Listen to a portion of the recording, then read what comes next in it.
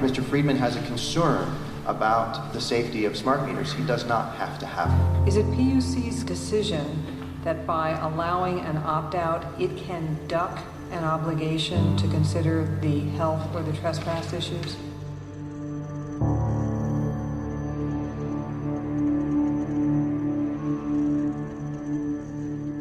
Your Honor, all of these issues were before the Commission in the earlier proceedings. The Commission had a proceeding on this and But it didn't decide any of those issues. No, Your Honor, the Commission did not. The Commission, in fact, declined to do the analysis to make the decisions about health and safety. The remedy for all of the concerns in those proceedings was to offer an opt-out. How about the members of the public that are not opting out? Isn't it the Commission's responsibility to look out for their health and safety? And to make a judgment as to whether they're being unreasonably exposed to RF? Your Honor, nothing in the world can be made absolutely safe. So are you admitting that they're not safe? Is it the PUC's position that these are safe enough? Your Honor, the public is free to have whatever concerns it would have.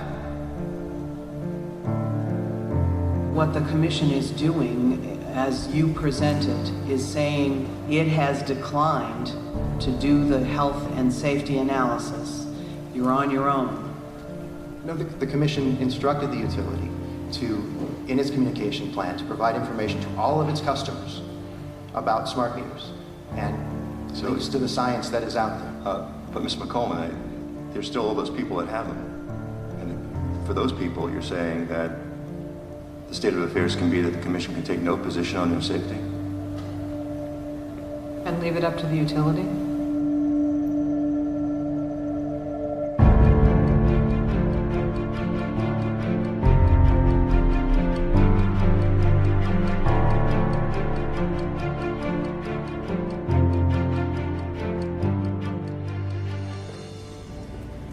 About a year ago, a good friend of mine got ill, and there was no apparent reason why. And then she realized that her electric utility had installed a new digital smart meter, a wireless electric meter, at the same time as she got ill. As I looked into it, thousands of people have had the same experiences. So I wanted to figure out, is this really happening? Are people truly getting sick because of radiation coming from electric meters? I grabbed a camera and interviewed as many people as I could from all around the world to find out what's been their experience and what do they know.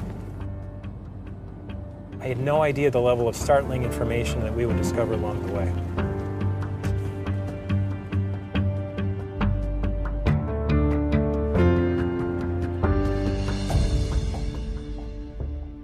I was hearing this banging on the basement door, which is the door that leads into the hydrometers that are in here.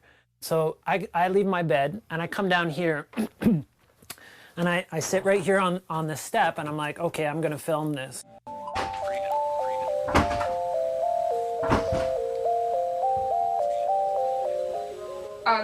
Sorry.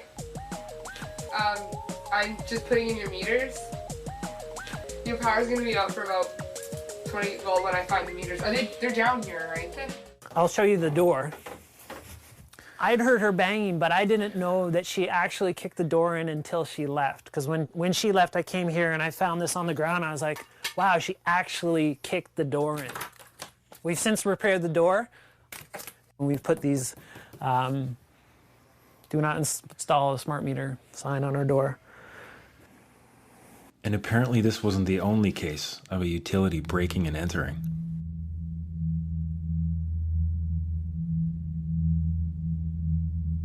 The morning the guy came in to change the meters, this had been shattered. He had taken a deadbolt cutter and cut up our chain and basically pried their door open and walked right in here. And when he left, the chain was laying on the ground and it was broken. The lock was broken also.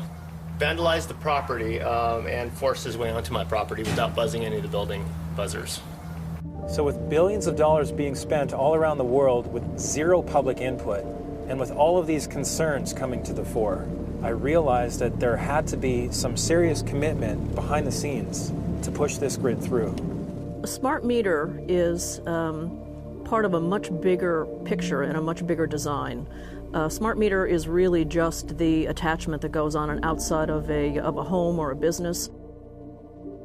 A two-way transmission device that ties into the larger smart grid plans that are being built out across the world. In my research into this, I found that utilities around the world were stating that the smart grid will deliver enhanced energy security, reduced greenhouse gases, improved urban air quality, and increased grid asset utilization. To me, this sounded great on paper. Unfortunately, there are problems with how the systems work. The smart grid systems are very buggy. There seems to be a critical systemic issue with these misnamed smart meters. They're actually causing fires, in many cases, after they're installed. After hundreds of blazes with very few admissions of fault, the insurance adjusters are catching on. And he says, jump in the car, we just got a call, your house is on fire. It was true. Michael Capetto's Upper Makefield home was going up, burning from a fire in his newly installed electric meter. Well, tonight there's a major development from PECO. After at least 24 fires and more than a dozen incidents of overheating, the energy giant is halting its controversial smart meter installation program. And they're being installed by people who are not very well trained for the most part. BC Hydro says it's removing 1,000 smart meters from homes across the province. The company says the move is just routine testing. So how many smart meter fires have there been? We've installed approximately 9 million smart meters, and we have no reports of smart meters causing fire. Not one single report? We don't. Another picture, this is probably the better side of the garage. I don't know if you can see it. The meters were over here. And so the fire department basically said that the meters started the blaze? If you just took one look at the wreckage and said smart meters and walked away and never called back or came back. Well, Brittany, you were saying earlier that there was no smart meter fires, and this lady right here has pictures of her smart meter that exploded on her house. Josh, can I ask you to stop recording? PG&E knows that they do catch on fire when they are remotely turned back on when a customer who is delinquent in their bill finally pays their bill. These meters catch fire. They know it, and they are covering it up. Taxpayer money has now gone to some of the largest corporations on the planet. General Electric, for instance, is the largest manufacturer of smart grids. They're being manufactured in China. As part of the 2009 U.S. bailout, $3.4 billion was funneled into a national smart grid stimulus, later increased to $11 billion. This created a scenario where utilities were given a massive financial incentive to go along with the program. And because they went after the stimulus money, they needed to have a certain amount of their meters deployed before they could recoup the cost. In addition to that, they started billing customers for these smart meters months prior to any actual deployment of these meters to the people's homes. So the consumers have been paying for these smart meters all along, even if they didn't have one. According to Time magazine, President Obama originally suggested pouring $100 billion into a smart grid at a time of economic crisis immediately following the 2008 election. Wikipedia reports that the U.S. government's primary reason for this unprecedented allocation of public funds is the eventual reduction in electricity usage by more than 4%. However, real-world evidence shows that installations of smart meters are not even producing any energy savings whatsoever. According to a senior assistant attorney for Illinois Public Utilities, quote, "It's devastating to their plan. The report shows zero statistically different result." They're being found in pilot programs now, smart grids are, to really save no energy whatsoever. So who benefits? I got a bill in December for $1,107. There's got to be a mistake. No mistake, says PG&E. After reviewing their accounts, the company says their meters were working correctly, just like those of the 1,500 other Californians who complained.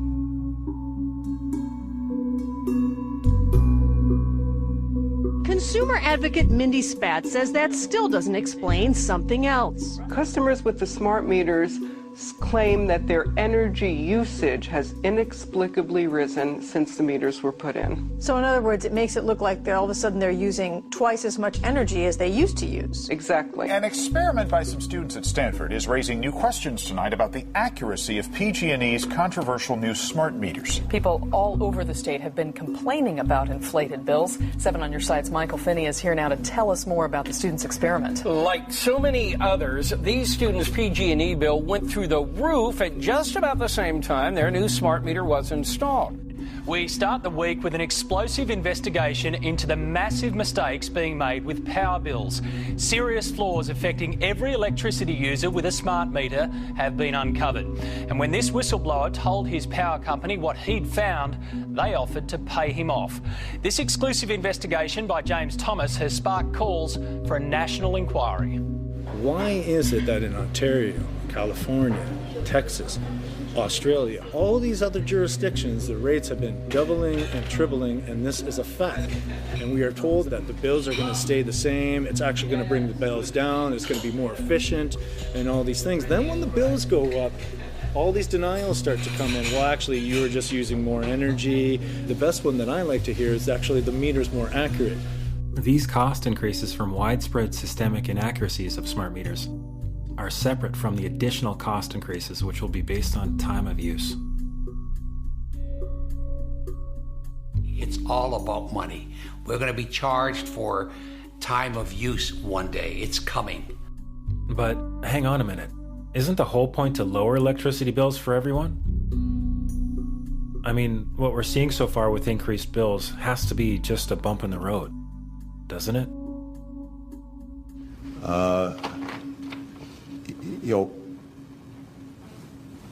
Under my plan of a cap and trade system, electricity rates would necessarily skyrocket.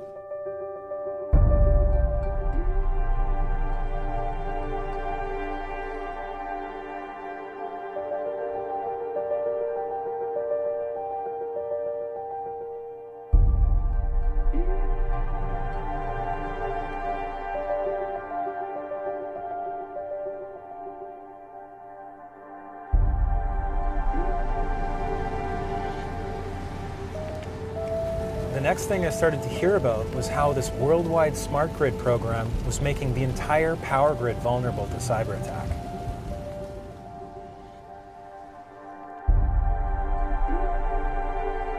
What they're doing now, they're constructing what they call a smart grid. And they're going to make it easier for you and me to call our homes on our cell phone and turn down our air conditioning on a hot afternoon if we're not there. Great. But that may well mean that a hacker in Shanghai with his cell phone can do the same thing or worse.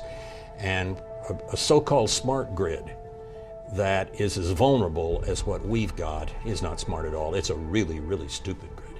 The vulnerabilities of the internet are now being transferred to the importance of the power grid. Without 100% assurance that the internet or that connectivity is safe, we are bringing the potential to take down the power that runs this nation. There is a smart grid initiative in almost every industrialized nation happening at the same time.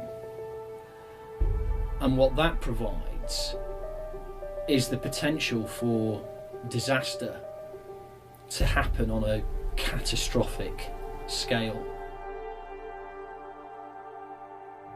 Even the US government is admitting that the smart grid now opens the door to cyber terrorism on a huge scale.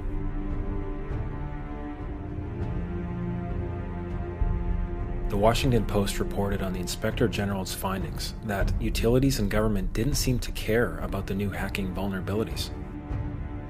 Energy officials knew of these weaknesses but approved plans for the projects anyway. My journey of investigating deeper into this worldwide program began in British Columbia. They knew about smart meters years ago. They could have been talking about it, but they kept it quite secret. They thought perhaps they could introduce it, simply do it, and no one would respond. We'd all forget. And they designed legislation that would make this possible, the installation of these smart meters, because without the legislation, obviously, it would be going to the Utilities Commission, they'd be looking at it, they'd be assessing it, they'd be studying it, they'd be addressing all the concerns we're talking about now. That's their role, and that's been cut out of the process. It was a terrible idea. Without the ability for the public to get honest, transparent answers from the government and from BC Hydro, they were left to their own devices. Which for many BC Hydro customers meant turning to the internet. And a quick Google search of smart meters will give you thousands of pages of bad news. We have a large number of British Columbians, over 100,000, that have not yet received meters, and it's because they don't want them. It has nothing to do with a lack of technology. It has nothing to do with the labor shortage. It's customers that are saying no. This is a mandate. This is being pushed down your throat by a company that is not responsive, by a government that is not responsible, and it's being done in a collusion that's designed to undermine the individual rights of individual people and communities across the country and around the world. So our provincial government has rewritten laws, is ignoring a democratic vote by all mayors and councillors, and is also ignoring resolutions from more than 50 local municipalities who have passed additional independent moratoriums on installation of these meters in their own cities. Despite numerous calls over several weeks, BC Hydro declined a request for an interview. Corix Utilities, the company installing the meters, didn't even want to return our calls. Do they have the right to refuse the new meter? The meters are a necessary upgrade to the electricity grid. Okay, but this is non-negotiable. You must have the new meter? They are a necessary upgrade to the electricity grid. Okay, I'll try this one more time. Legally, are you allowed to refuse the new meter? You're uncomfortable with this question. I'm just trying to figure out how best to answer that. What does it say about our political system? Have we completely gone the way of corporations? Is there any representation left? Well, I'm very reluctant to use the word fascism as a student of history. I mean, we're nowhere near that. But the corporatocracy is a word that I'm comfortable with.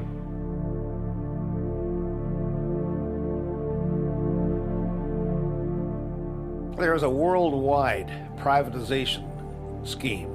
It's really, I suppose, a new form of corporatism, where governments are no longer masters of their own fate. And it starts to become clear that this same undemocratic process to covertly implement smart meters in my province of British Columbia was also the case in California, throughout North America, and around the world. So how could it possibly be the case that these corporations who are pushing for a global smart grid would continue with their plans despite an enormous list of potentially disastrous downsides? A massive part of the smart meter agenda is to literally track every single movement within a house.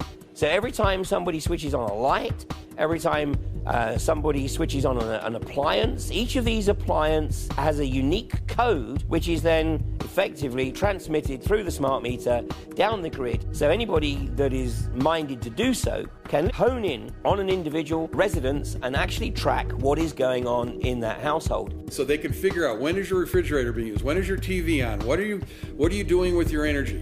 And they're going to start having a profile of you as an individual. A congressional research report all but concluded that smart meters in the United States are a violation of the Fourth Amendment. In no uncertain terms, the court has asserted that at the very core of the Fourth Amendment stands the right of a man to retreat into his home and there be free from unreasonable government intrusion.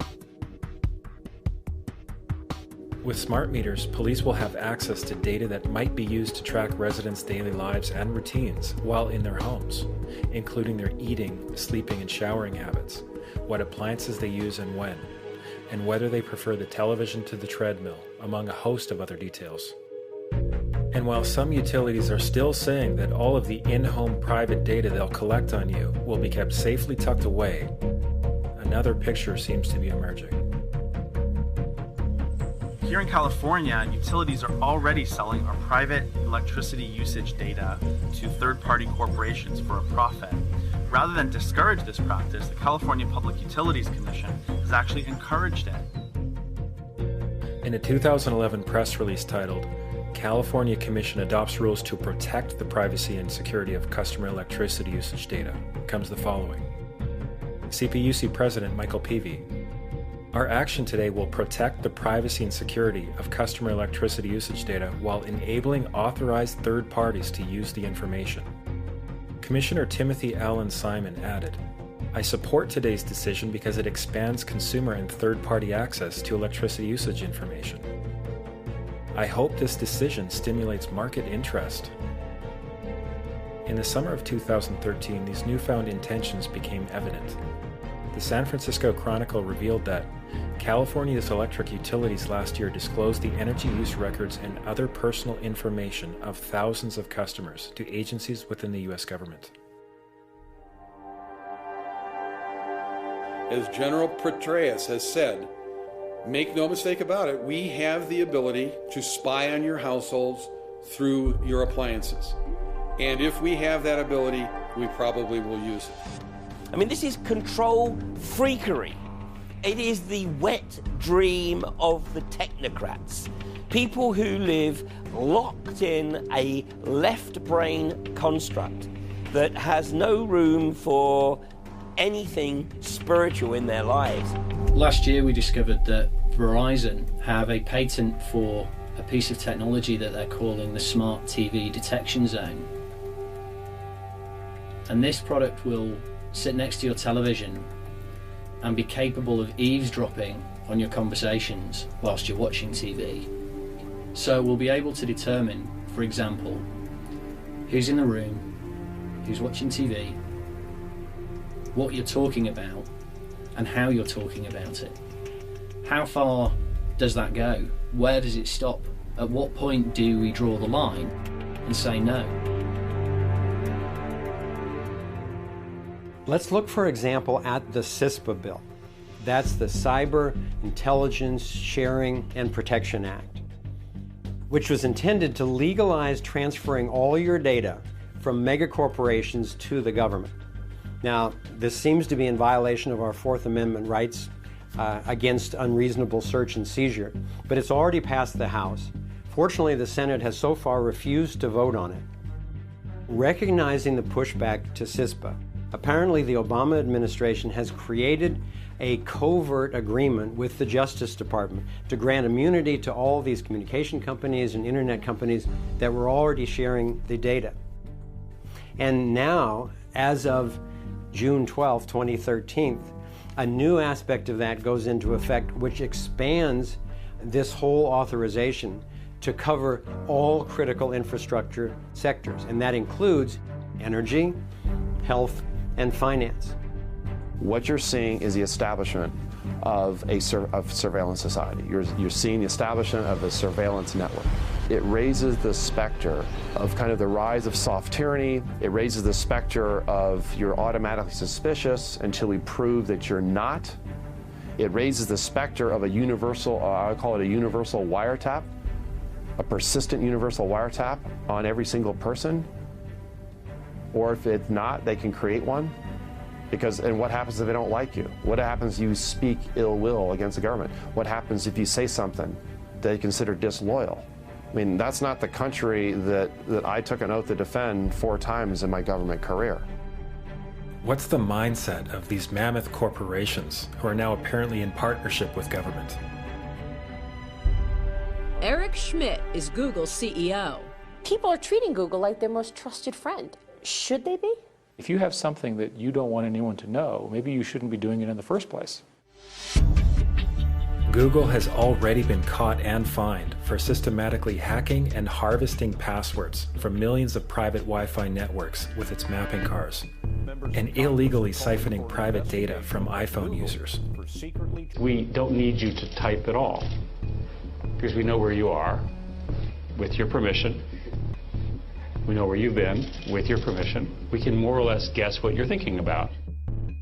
So Schmidt simply views the invasion of privacy as a way to allow the internet giant to gain more information about you.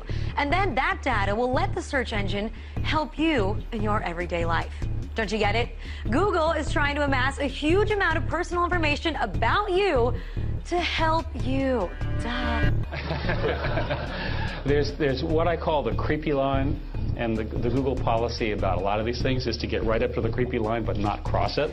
I would argue that implanting things in your brain is beyond the creepy line. Mine in particular. Yes, at least for the moment, until the technology gets better.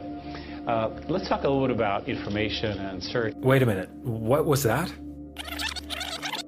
I would argue that implanting things in your brain is beyond the creepy line. Mine at least for the moment, until the technology gets better. Is he saying that Google's creepy line is defined only by the current level of technology? What does a higher level of technology have to do with morals or ethics?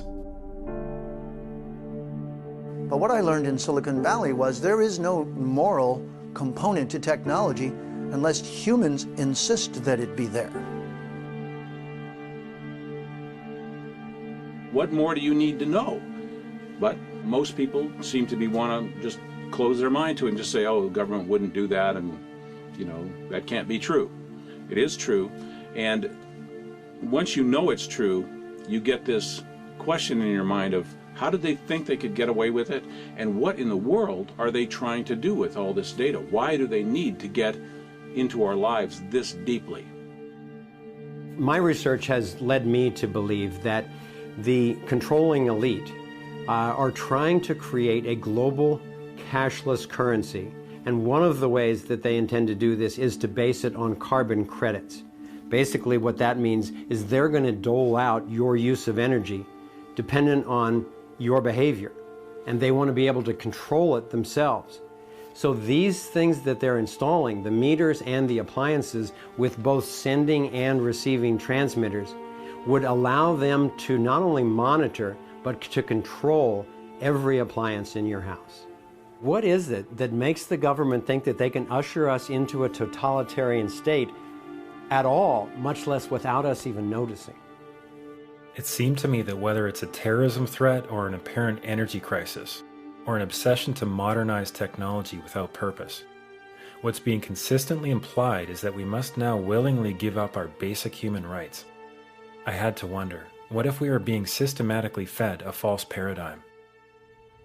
Scarcity is the nightmare that's lurking in everyone's mind. It's what's driving a lot of our emotional reactions to everything that we face. It's that lurking fear that things are going to run out. So it's not a bad thing that we do have these fears, but they've overcome our ability to look at the reality, which is that we don't live in a condition of scarcity. There is no shortage of energy on this planet. The sun is the source of all, and the sun produces quadrillions of times the amount of energy we need.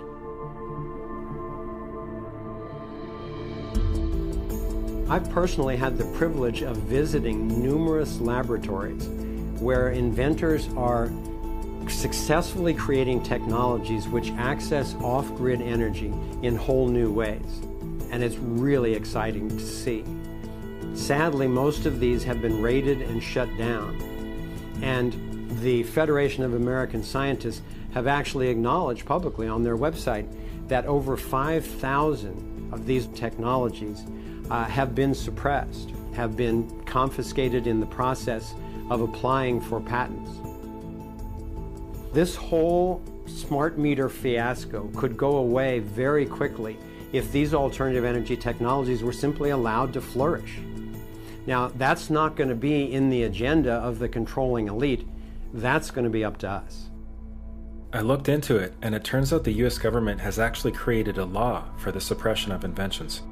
The patent laws allow any interested agency, including the Atomic Energy Commission, to shut down any patents if they consider them to be detrimental to the national security. With 6 of the world's 7 largest companies in the oil and gas industry, could it be possible there's a vested interest in preventing decentralized clean energy, pulling strings at this level of depth? And incredibly, in July of 2013, Spain actually taxed the sun, setting a fine of 30 million euros for violators who collect sunlight for their own use. While billions and billions of taxpayer dollars continue to be spent for a centralized control grid, are we still expected to believe that this has anything to do with going green? Whenever human beings are invested historically in a particular technology, then power structures build up around that fight for their own interest, just at a time when a change is about to take place to a better way of doing things. They fight for their existence like a creature fights for its existence. They are the dinosaur that is just about to become extinct, which is the need for overly centralized power producers. And that this is a bid to have a device in the home which gives them both control and future capabilities of broadcasting and receiving through the home. Whatever is happening to Americans with this technology is going global. Every one of these energy companies in the United States is embedded in an international grid of energy delivery, and they're working to control every household across the world using this kind of technology. Wait a minute, this isn't not what I asked you to do. All I asked you to do is deliver electricity to my house, not monitor my house, not broadcast throughout my house. When I was in Silicon Valley in 1980, this was being discussed. It was who was going to take over the home, the energy companies? Was it the phone companies? Was it the energy companies? Whose line of access to the home was going to allow a single point of access to the home? But it didn't escape everyone that however they delivered everything to you, made you totally dependent, gave complete access, and could be a two-way street. But what no one knew at that time was that a method of technology would be used whose byproduct was essentially radiation. Ms. Lawson? Our power was cut off on February 11th, 2013, and we have not had power in 7 weeks. And because they installed that radio frequency meter on our property, my sisters had fevers of over, over 102 Fahrenheit, and they kept on going up. This is not normal. This should not be tolerated. Okay, I want a high-level person from DWP to connect with this family, find out exactly what's going on, and let's fix it immediately. Unfortunately, when I complained about the smart meter put on our property, I was told there was no smart meter on our property. It's a radio frequency meter. When I began to express to LWP the health concerns that came out of nowhere, they told me that I was making it up. It didn't make any sense. My husband and I had numerous people come to our house and explain to us that it must be something else in your home. So I began writing to the general manager, Mr. Nichols. He ignored my emails. So for months and months and months, I begged DWP to please take this off of our property. And we have had no power for 7 weeks and 1 day. Easter for our children was horrible. Okay, thank you. We'll get to the bottom of that today. I want somebody on the phone right now. Is anybody here from DWP? Looks like Tom's on the phone right now. And Mr. Buscaino, I'm on this, so I will, one way or the other, find out what's going on with the Lawson family. I'll find out today. So the very next day after the city council meeting, our power was turned on. DWP came to the house. So we've had power since April 1st, 2013. Right. And Amina, how does it feel to take a stand and then to ultimately for the situation to be corrected? Well, it feels great to actually go out there and fight for what you believe in, and not just sit on the sidelines and say, oh, well, this is happening, there's nothing I can do about it, but just actually know that you can do something about it and that you can't give up. Just always fight for what you believe in. In May of 2011, the World Health Organization classified radio frequency radiation as a Class 2B potential cancer-causing carcinogen. The utility companies will tell us that the meters are only on for 45 or 60 seconds a day and that they're safe. So the next stop on my journey to verify the facts was with Dr. David Carpenter, a Harvard-trained researcher at the University of Albany, New York. Under court order, Pacific Gas and Electric admitted that their smart meters generate 14,000 spikes of communication per day. The utilities have often held that smart meters are not a problem because they communicate with the utility rather infrequently, maybe a couple of times an hour. That doesn't matter how frequently they communicate to the utility. What matters is how frequently do they generate radio frequency fields. And clearly the utilities have been hiding the fact that these smart meters generate these radio frequency fields almost continuously. They're pulses, but they're very, very frequent. So according to PG&E's court documentation, the average smart meter is on for 45 or 60 seconds a day, but they've conveniently withheld from us that these 45 or 60 seconds are split up into 10,000 or more pulses, each at about 4.5 milliseconds in duration, emitting all the time, every few seconds, 24/7. And some meters are up to 190,000 pulses per day. So this is a smart meter bank. It's inside a Northwest DC condominium building, and there's 32 different smart meters inside this building. So what I did was I brought in a meter that measures the levels of radio frequency radiation, and what I'm finding is that these smart meters are emitting radiation every few seconds. But Pepco says smart meter communications take place every 4 to 6 hours. So I brought these findings to Pepco spokesman Marcus Beal, who said, I can't account for a test that there are a lot of variables involved that we can't account for with a test that we're not present at. But, we're confident in the specs of our meters and the safeness of the meters at this point. So I asked Pepco if we could go out with their experts to do their own test. They told me they would look into it. And just to be clear, we're not saying whether or not this radiation is dangerous. That's up to the scientists, and it is currently the subject of a very heated debate.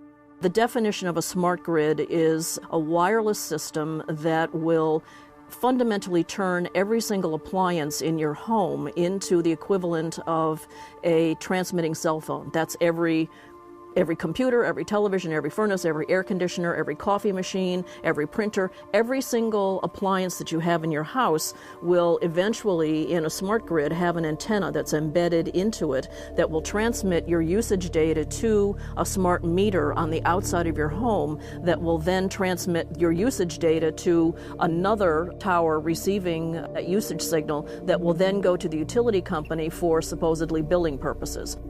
Not all signals will just be about your individual use. There will be aggregate meters that will bounce signal from house to house to house within a neighborhood that will then accumulate all of the usage data that will transmit that to the utility company. Now, what that will do is that the end metering system that is transmitting all of that data will be firing an RF signal at many, many times a second, which will increase the average homeowner's radio frequency radiation exposure exponentially.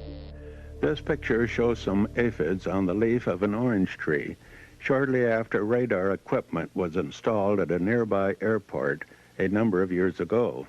I noticed that every few seconds all the aphids would tense up in unison and do sort of a little dance, as you see in the picture.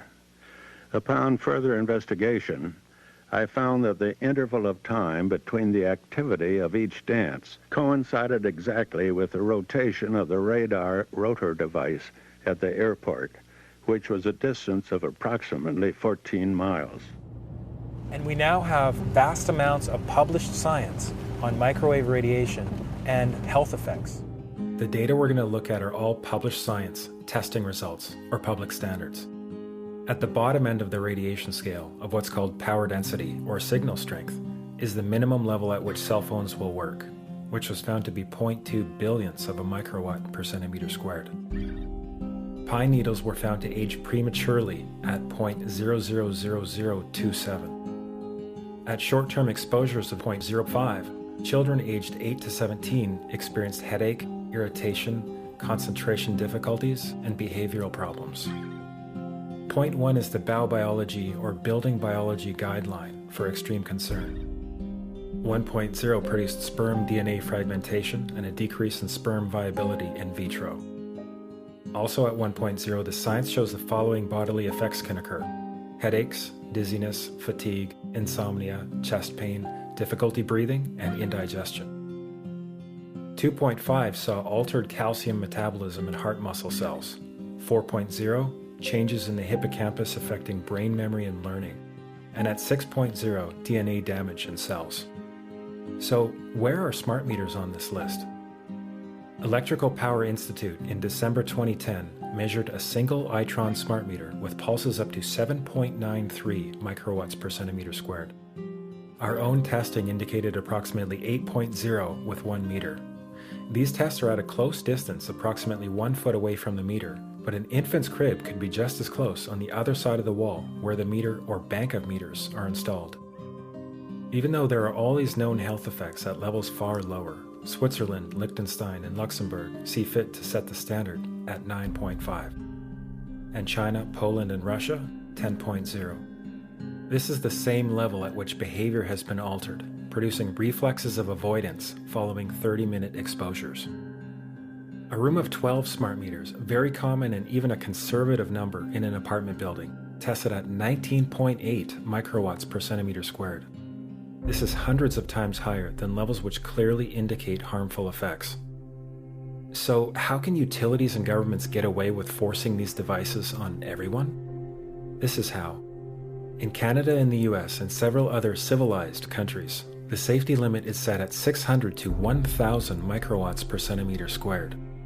This so-called safety limit is literally tens of thousands of times higher than levels which are known to damage health, according to peer-reviewed published science.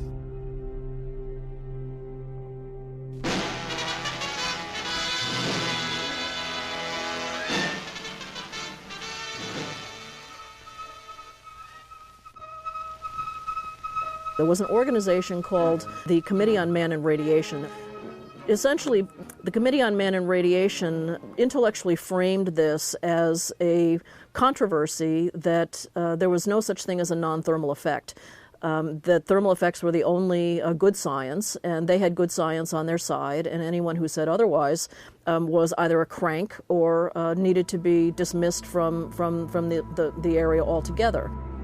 One website in Central California has posted more than 300 letters received from those suffering functional impairments since having their meter, quote, upgraded. The one thing all these people had in common? Their utility did not tell them the dangers associated with the new meter. Our concern is that smart meters add to this multiple source exposure to radiofrequency radiation. Radiofrequency radiation that we know causes a variety of biological effects, and where we have very strong evidence that it causes disease, specifically brain cancer and other diseases.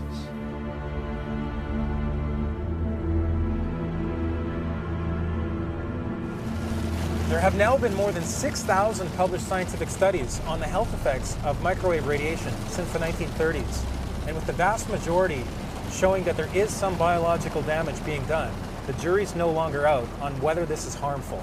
Even by 1972, we have the U.S. Navy producing an unclassified report of health effects on the human body observed from microwave radiation, summarizing more than 2,300 studies. 5 pages of observed human health effects in this report include headaches and insomnia. I was walking by and I got like a flash headache. It's painful. How many times did that happen? Every time I walked by it, which was a bunch of times. Vagomometic or irregular action of the heart.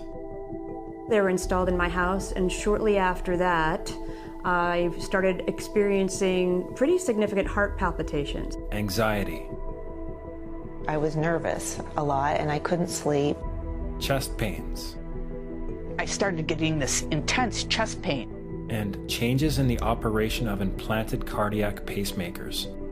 Well, my heart would speed up to do about 170 beats a minute, and I could normally control any arrhythmia that I would have before just by meditation and relaxing.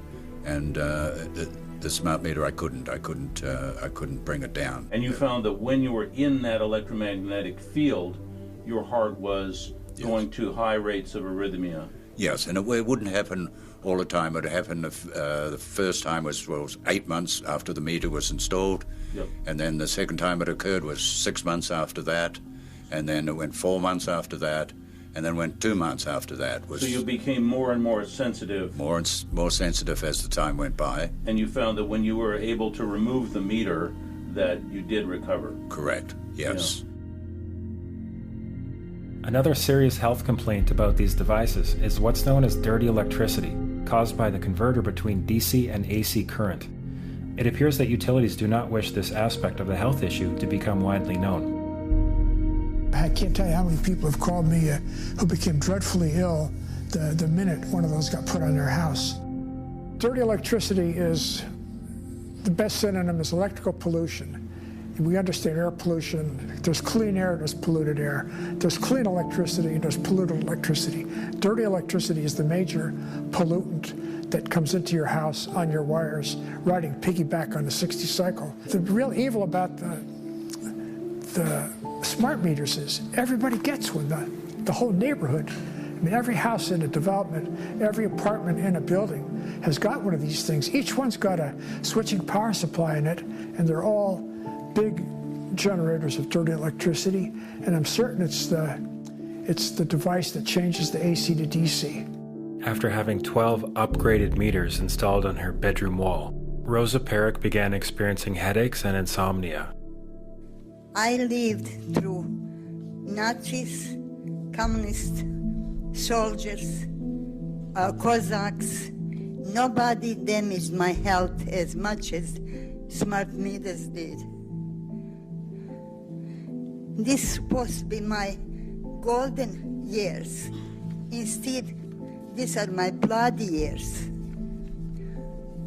You did not give me option. When you came and installed, you did not give me option. I didn't have no option. You came after me. You deceived me. I have something to show you. This is I have no control when I'm going to bleed, when my nose is going to bleed. This is the blood from my nose. I cannot even sleep on my own bed anymore. I have to close the door to the bedroom and sleep on chairs in the living room or put the mattress down, sleeping bag on the floor.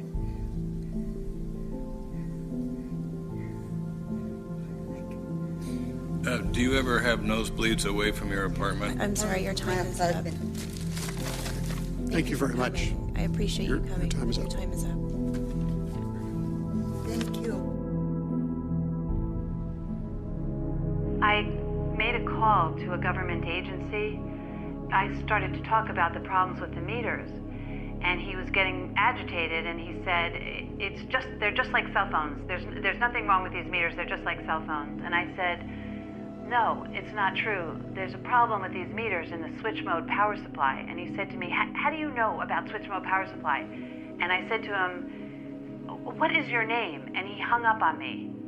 And then about 10 minutes later, he called me back on a different phone, and he told me there is a problem with the switch mode power supply. He knows about this, but he can't talk. And I think that a lot of people are scared to talk, and a lot of people know what's going on here. Electricians know, people at Con Edison know, but I don't think they know what to do. I would say that it's better to do the right thing, because when people are silent, a lot of people can die.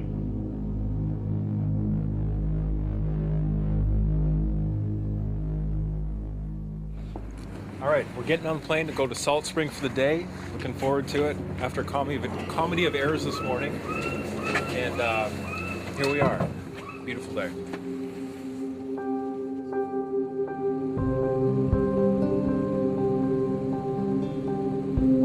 Away from the city, we wanted to track what was happening with this agenda in a small community called Salt Spring Island, where we were hearing around 30% of the population had locked up their analog meters or otherwise made it clear in writing to their utility that they were choosing not to have a meter installed. I personally was glad to get on a plane, hoping to clear my head with a visit to one of the quieter parts of the world, while still getting to the bottom of the story there.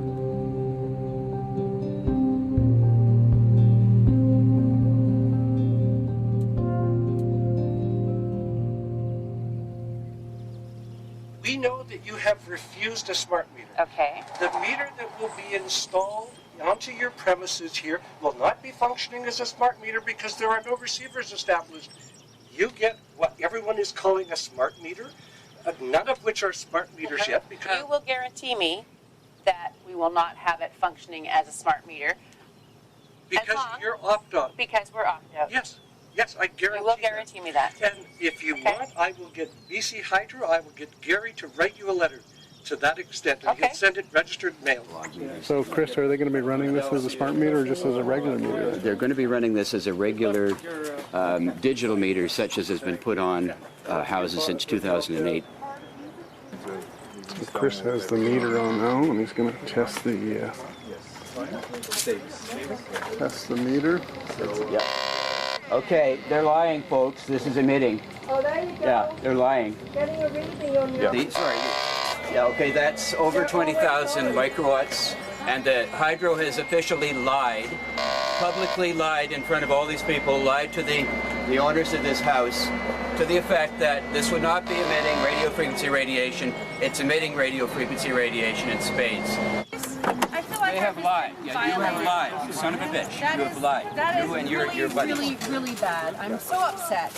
Yeah. I'm so upset. You've lied to us. You've lied to us. You said that there's not going to be any radiation coming off that, so you're lying to us. I have no idea of the testing mechanism of this. I have no idea who you are. You know, how do you think I feel right now? I trusted you, and that's how I honestly feel. I feel like I've been raped. With this smart meter program, we're stepping across the line from democracy to corporatocracy, and that's scary. The person who invented the word corporatism was Benito Mussolini. It's also known as fascism, and everybody uses that term a little too loosely, but in this case it applies very very succinctly. If you don't have the right to a healthy environment, you have basically lost all rights. People who haven't the faintest idea that they had a smart meter installed are getting very sick all of a sudden and wondering why. And suddenly it comes to them that, oh, something's different about my electricity meter. I'm a beekeeper, or I was a beekeeper. For over 10 years, I had 2 hives on my side porch outside of the rain. About a year ago or so, I had a smart meter installed outside of my knowledge with all the EMF. This winter, I've lost all my bees. I don't know if it's because of colony collapse disorder, or I don't know if it's because of the EMFs from the smart meter. But it is suspicious.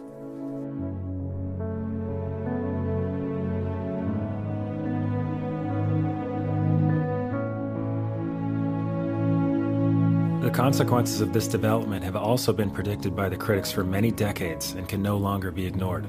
Bees and other insects disappear. Birds avoid certain areas and are disoriented in other locations. Humans suffer from functional disorders and diseases. And those that are hereditary are passed on to the next generation as existing defects.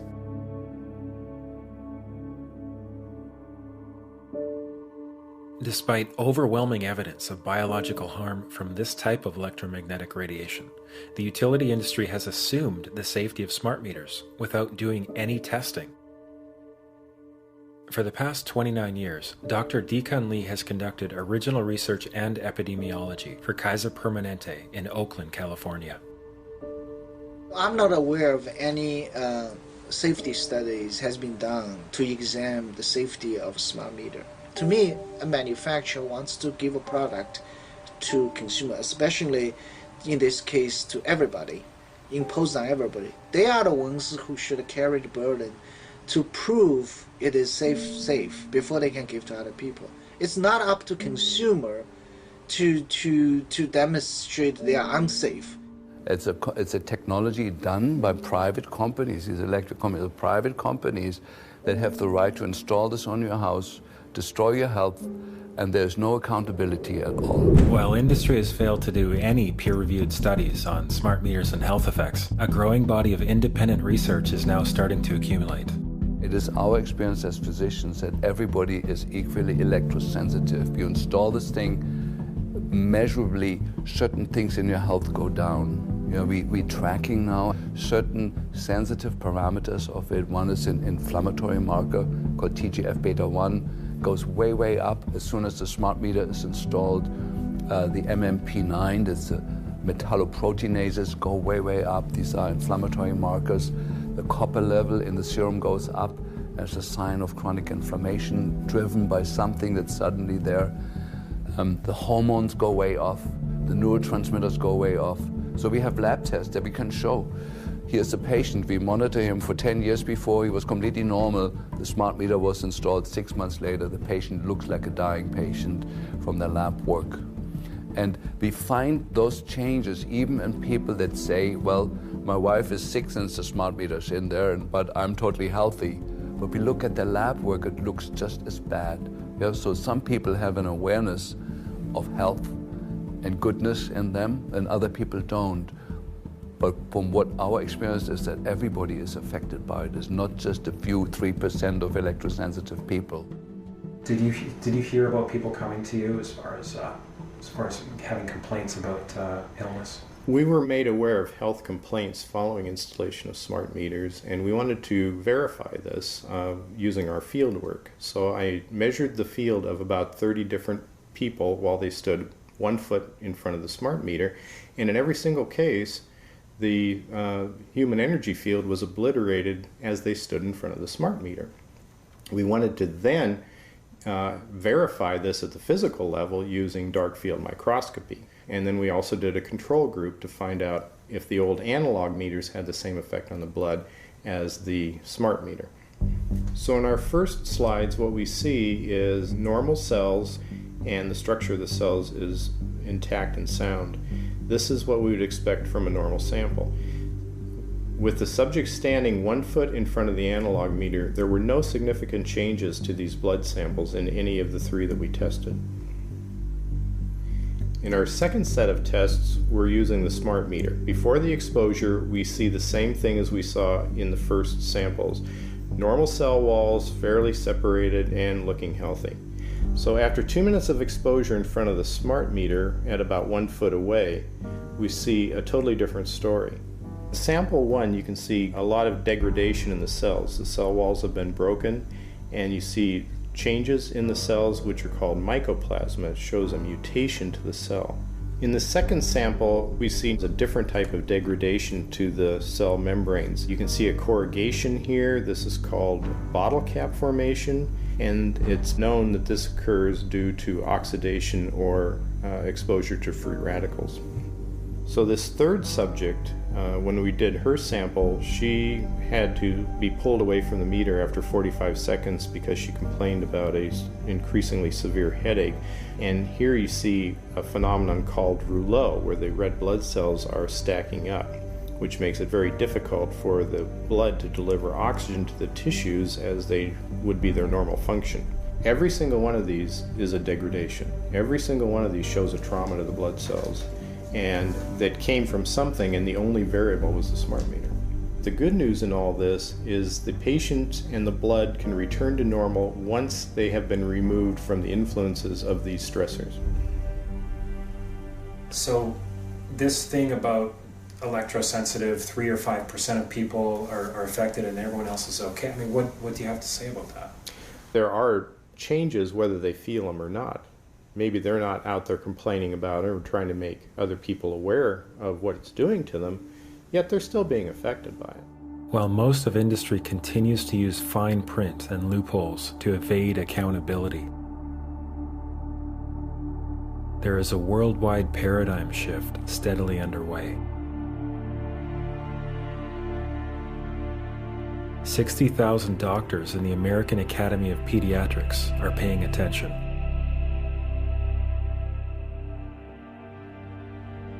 And teachers' unions, this one of 45,000, are beginning to speak out against Wi-Fi in the classroom. Some regions are taking steps to cut the power of cell phone masts by 90%. And in many areas, towers are starting to come down altogether. But governments such as the US want smart grids and high-powered Wi-Fi mesh networks to blanket everywhere and everything. As industry cleverly camouflages itself, concealing the harm it is doing. Amazingly, our centers of medicine are seeking to bathe newborns in wireless. And this has continued on because the official line is that microwave radiation is safe enough. The radio frequency radiation work that we did was supported by Motorola. The relationship was really very cordial and very stress-free, but only up until we started generating data. These folks were very, very upset and began to talk about how are they going to handle this, what sort of spin can we put on this, what can we expect from this, and from that point on the relationship changed. What we saw was that Motorola began to exert more and more control over the work, telling us what to do, telling us how to write abstracts, what to say in the abstracts, what to say in the papers, how to do the work. No, don't do this. Yes, do it this way. This was unacceptable. I had completed our study of DNA damage, and I submitted the final report to Motorola. The point is, I kept getting nothing from these people. They simply weren't willing to accept my interpretation of my study, my evaluation of my study, my knowledge of science at that point, and tried to urge me not to publish the study. They didn't tell me not to. They just said, no, this isn't ready for publication, and they wanted me to do more work.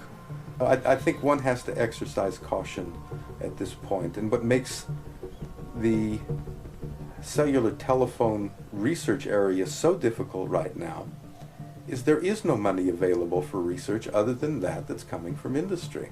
So, I mean, what does this do? I don't have any faith in what comes out. I have absolutely none, not with my dealings with industry so far. When I filed my initial complaint, Central Maine Power responded with a 250-page, basically rebuttal on why smart meters are so safe, and they hired Exponent, which is a science and consulting firm that has represented the tobacco industry. They've represented the asbestos industry. So this is a firm that industry hires to prove that dangerous products are safe.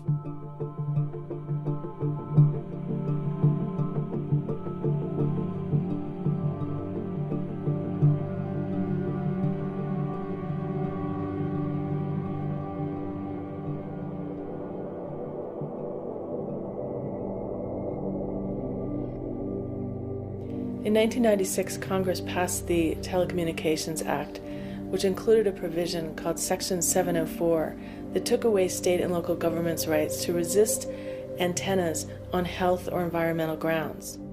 The legislation was actually written by the industry. It was also the first time in history that industries of all stripes were invited into congressional chambers and asked essentially for their wish list. And the telecommunications industry, like other industries, just rushed right in and gave them their wish list. It took away your state and local government's ability to protect you, to protect children, schools, every environment from this kind of radiation. I mean, this is ludicrous. This is unconstitutional. But this reflects the power that the communications industry has with our Congress. And now there's a new bill called the Smart Grid Advancement Act of 2013. This bill would grant the federal government unprecedented powers to forcibly deploy this smart microwave and surveillance program upon all states, regions, and everyone in the nation. What's going on here? This is a wireless device which is unproven scientifically, which all the evidence so far proves is dangerous or questionable, which should therefore be studied intensely before it's released to the public.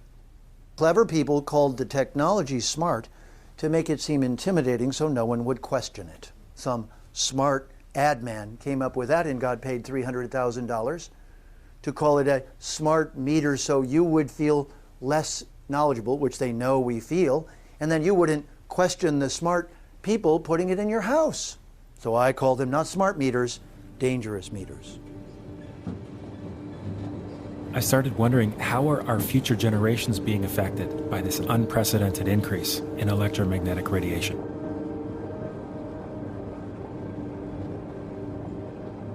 I had a son that was going to school at San Diego State University, and he called me and he said, "Mom, I've got the worst headache." He says, "I'm projectile vomiting all over my apartment." And I said, "Get to the hospital." And the emergency room doctor at Sharps Memorial Hospital in San Diego called me, and he said, "Your son has bleeding in the brain." And I said, "We'll be there immediately." And my son had surgery that evening.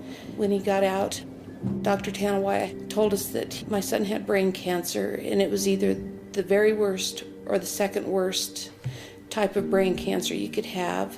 It was nothing but chaos for 7 months. We moved him back home and had to pack everything that he owned in California and brought him home, and he only survived just shy of 7 months, and he died October 11th of 2008.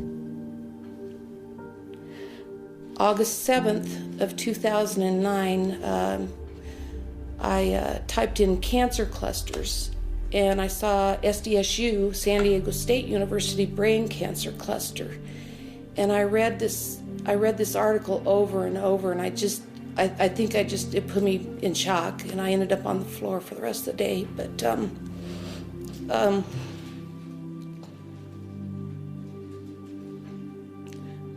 sorry.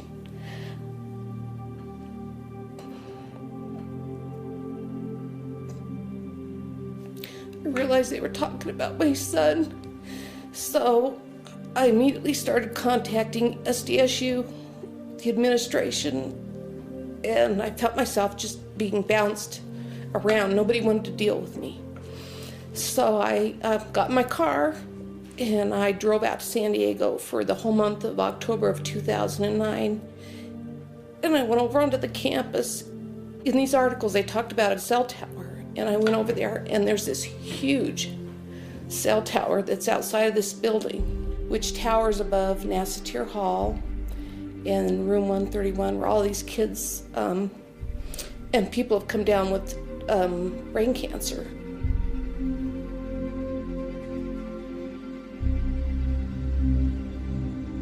My son, Rich Farver, died October 11th of 2008, and he was in Nassatir Hall, room 131. Professor Charles Cutter died June 19th, 2008, Nassatir Hall, room 131. Lou Terrell, diagnosed with primary lymphoma brain cancer in 2008. He was in the room right next to room 131. Dwight Anderson died in 2008, Nassatir Hall. Miss Laurel Amtower died August 29th of 2010. Richard Funston died, and he was also located in Nassatir Hall, room 131. I just think that this wireless stuff, we just need to get a handle on it and warn the public. But I just want parents to know, and I want kids to know that these are very dangerous, and these are on many, many college campuses. A reporter from the San Diego Tribune that I had contacted actually called me at home, and he said, "This story will never get out in San Diego." And I said, "Why?" And he said, "Because of money."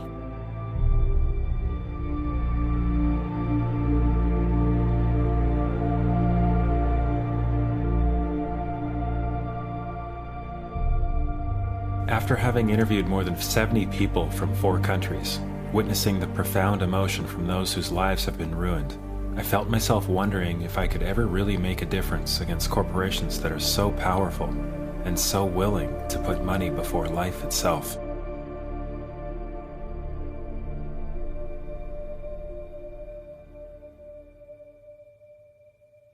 So here's UPA installers crossing over locked fences and against consent.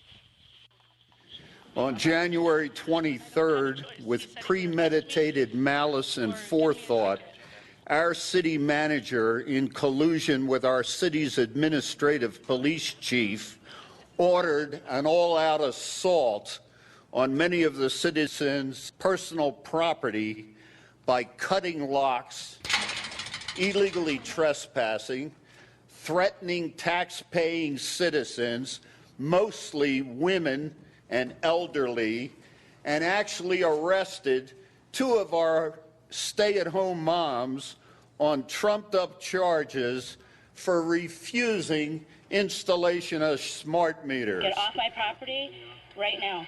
No! No! When the full force of the city's police department is turned on its own people, it's time for a radical and immediate change.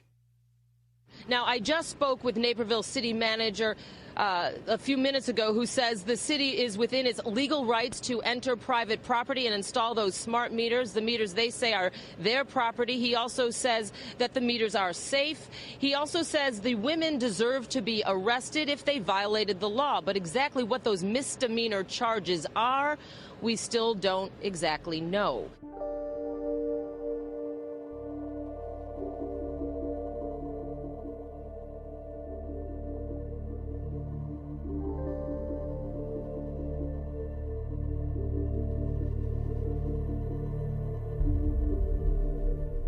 I'm one of the homeowners who had his property rights violated, even though by certified mail I notified the city manager I would not participate in this federally sponsored voluntary program and would not accept the extortionary alternatives provided.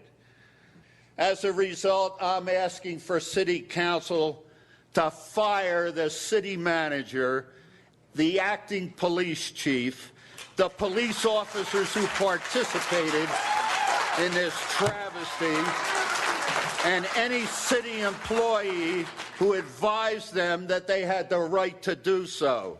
As far as I know, we still live in the United States of America and not communist China. Thank you.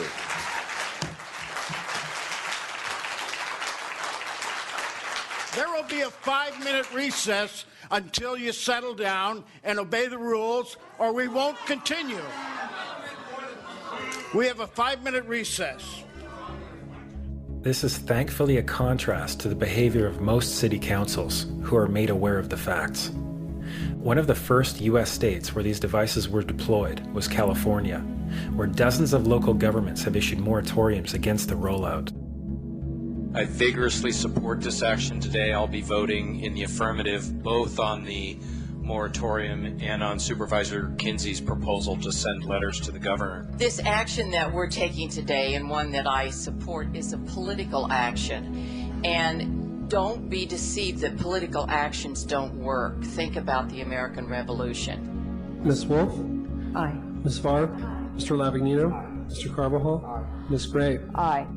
We represent people, and they can get pushed so far, and then they say that we've had enough. And I think that that's what's going to happen. Many have now criminalized installation and are fining the utility for every device they attempt to install. As a result of a grassroots movement to spread awareness, the vast majority of U.S. states and Canadian provinces have active groups who are fighting back.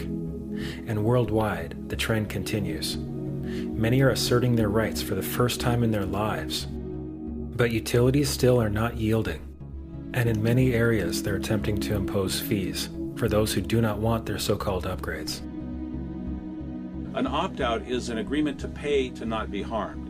An opt-out is volunteering into extortion. An opt-out says that if I don't pay you, you have the right to harm me. So that doesn't work.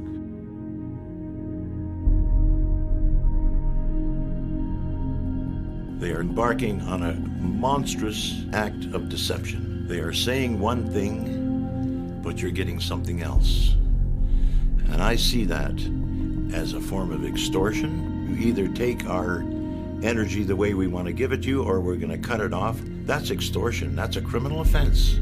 As a fraud cop, I'm just wondering when the world's going to wake up. You put a story out there, it's wrong, but what the heck?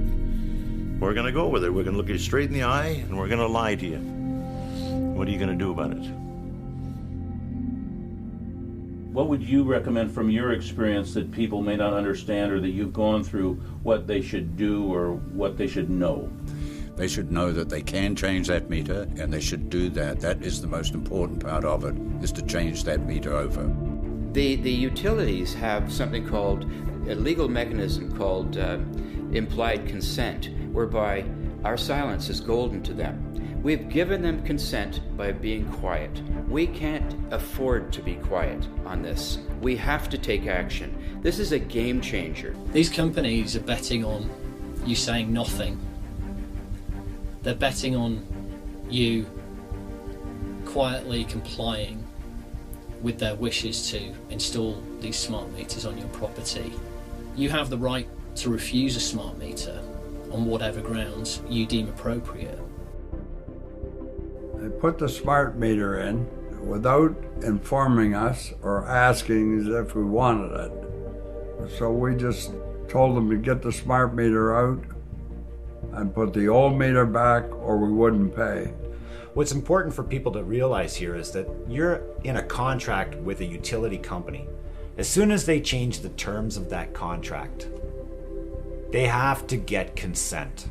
That's so important. You have to agree to those new terms or the contract is void. We wrote them a letter immediately, formal letter stating that we do not consent to the meter installation, we do not consent to the new terms. In our view, that voids the contract.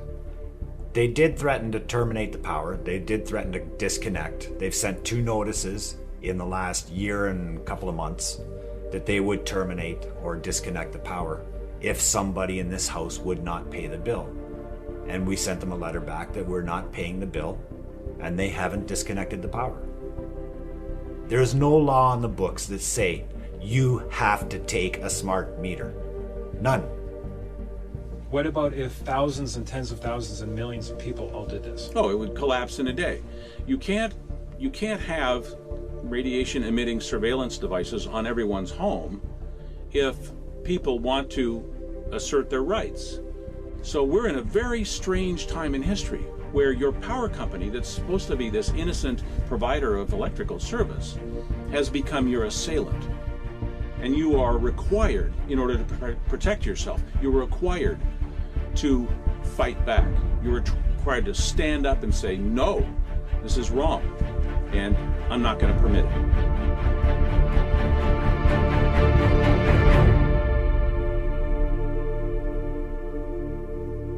It's that a device that is broadcasting and receiving wireless signals permanently has been surreptitiously placed in your home unnecessarily and without your permission and without proving itself scientifically. This is a test case for technological democracy if I've ever seen one. Dear Big Brother, I wish I could say you're acting like a brother, but unfortunately, an Orwellian big brother is what you have become. The problem is you've presumed you have the right to make decisions that are harming the quality of all of our lives, our health, and children, simply because you've been in charge of the distribution of a necessary resource in our lives. It does not matter why you have done this. There is no right way to force unproven and dangerous technology upon the world.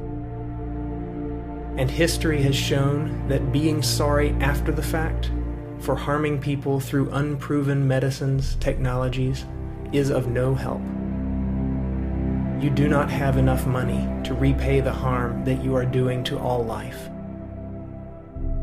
From the acknowledged dangers of genetically modified foods, to preventing new ways for people to generate energy, to invasive, untested devices for monitoring and control, you have created problems and forced false solutions in the name of saving the planet,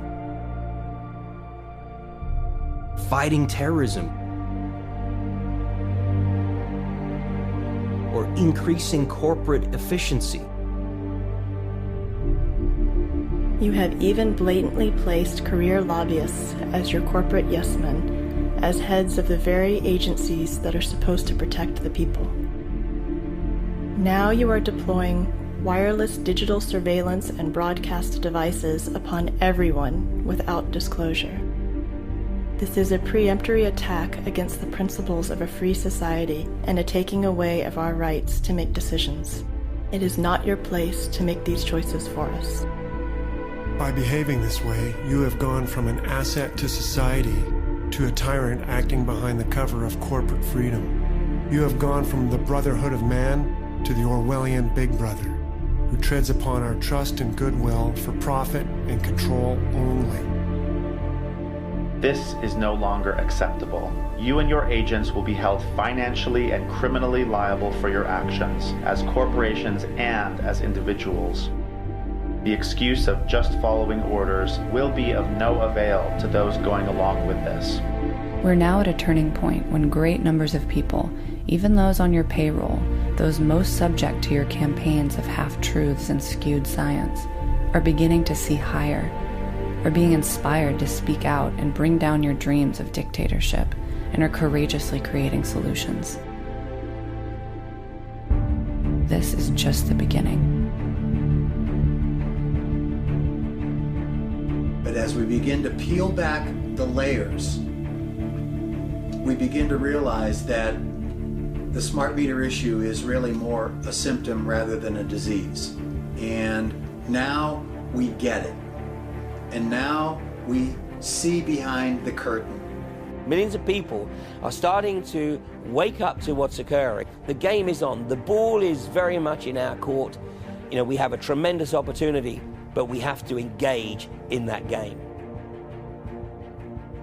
While making this film, there was a part of me that just wanted to look the other way and put the lid back on the box I'd opened. But once I saw the magnitude of this issue, I thought of all the people in my life that I care about, and I knew that I had to share it as widely as I could. Whatever your political party or belief system, we're all in this together. And whether you came into this because of the risk to rights, or privacy, or health, or security, or cost, or something else, it doesn't matter. What matters at this point is that we set our differences aside and we stop the deployment of this technology where we live. The only people I've come across who want this program are either misinformed or benefiting from the deployment. Instead of so-called smart meters and a smart grid, we need wise people who see what's going on and who realize that we all have the power to change our situation. Change happens when you make a decision and say, I will not have one of these devices on my home.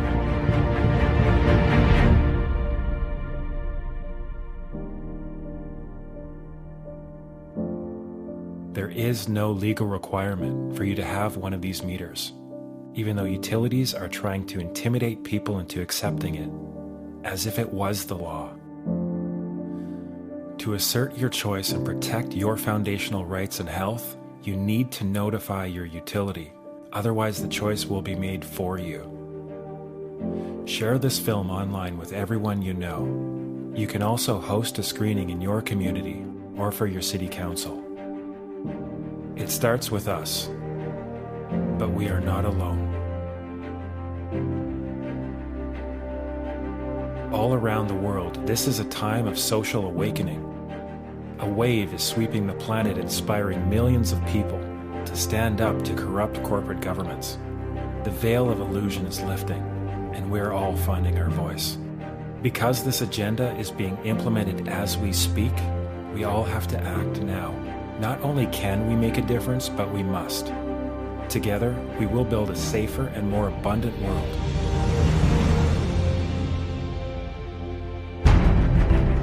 For us, our children, and all future generations.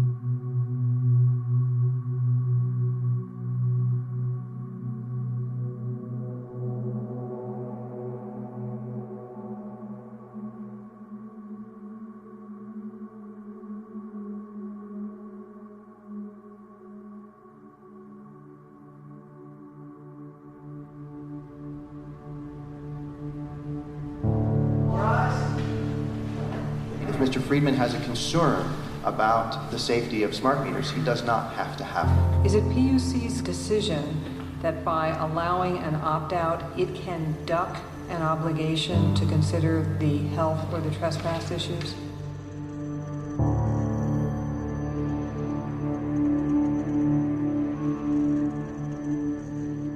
Your Honor, all of these issues were before the Commission in the earlier proceedings. The Commission had a proceeding on this and but it didn't decide any of those issues. No, Your Honor, the Commission did not. The Commission, in fact, declined to do the analysis to make the decisions about health and safety. The remedy for all of the concerns in those proceedings was to offer an opt-out. How about the members of the public that are not opting out? Isn't it the Commission's responsibility to look out for their health and safety? And to make a judgment as to whether they're being unreasonably exposed to RF? Your Honor, nothing in the world can be made absolutely safe. So, are you admitting that they're not safe? Is it the PUC's position that these are safe enough? Your Honor, the public is free to have whatever concerns it would have. What the Commission is doing, as you presented, is saying it has declined to do the health and safety analysis. You're on your own. No, the Commission instructed the utility in its communication plan, to provide information to all of its customers about smart meters and links to the science that is out there. But Ms. McColeman, there's still